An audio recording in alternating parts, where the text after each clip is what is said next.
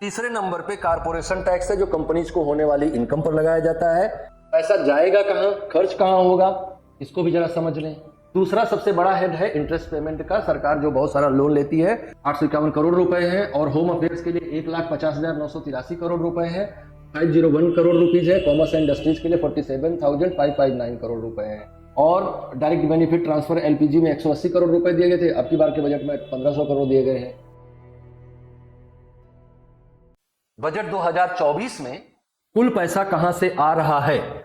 Income tax से आ रहा है 19% और 27% आ रहा है बोरोइंग एंड अदर लायबिलिटीज से। मतलब कि हमारी इनकम का सबसे बड़ा हिस्सा क्या है? बोरोइंग एंड अदर लायबिलिटीज, उधार और अन्य देयताएं। उसके बाद दूसरा सबसे बड़ा हिस्सा क्या है? जो इनकम टैक्स है, मिडिल क्लास पे करता है, हायर क्लास भी पे करता है। तीसरे नंबर पे कारपोरेशन टैक्स है, जो कंपनीज को होने वाली इनकम पर लगाया जाता है।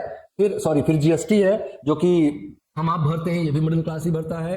कस्टम ड्यूटी है, नॉन डेब्ट capital receipt, non tax receipt 9%। इस तरह से हम यूनियन एक्साइज ड्यूटी 5%। इस तरह से हमारा कुल बजट तैयार हुआ है। अगर हम देखें तो कुल बजट तैयार करने में सबसे बड़ी भूमिका मिडिल क्लास की है, जिसको सरकार बिल्कुल भी पसंद नहीं करती है, उसके लिए कुछ करना नहीं चाहती। पैसा जाएगा कहाँ, खर्च कहाँ होगा, इसको भी जरा समझ लें। बजट 2024 में पैसा कहाँ जाएगा, कौन सा पैसा कहाँ खर्च होगा, इसके बारे में जो प्रावधान किया गया है उसको आप जरा देखें। तो सबसे ज्यादा पैसा जाएगा 21% स्टेट शेयर ऑन टैक्सेज में। राज्यों को करों में जो हिस्सेदारी है जीएसटी में, वो उसमें चला जाएगा।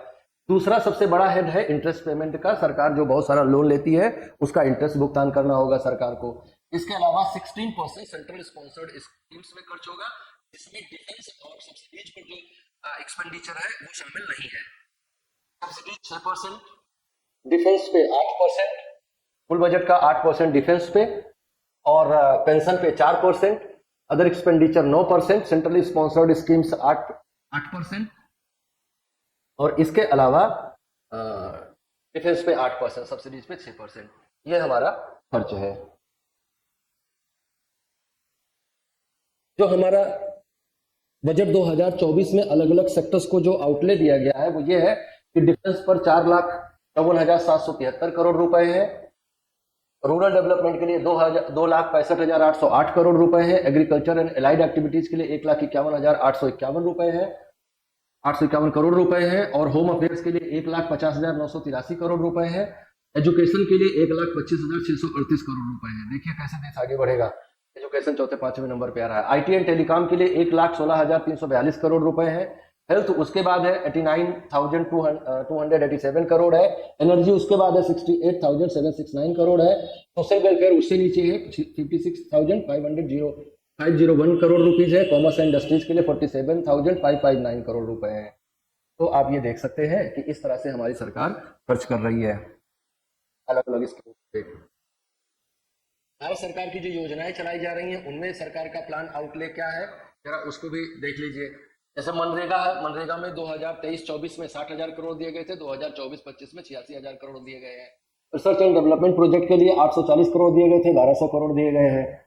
न्यूक्लियर पावर प्रोजेक्ट के लिए 442 करोड़ दिए गए थे, 2,228 करोड़ दिए गए हैं अब की बार।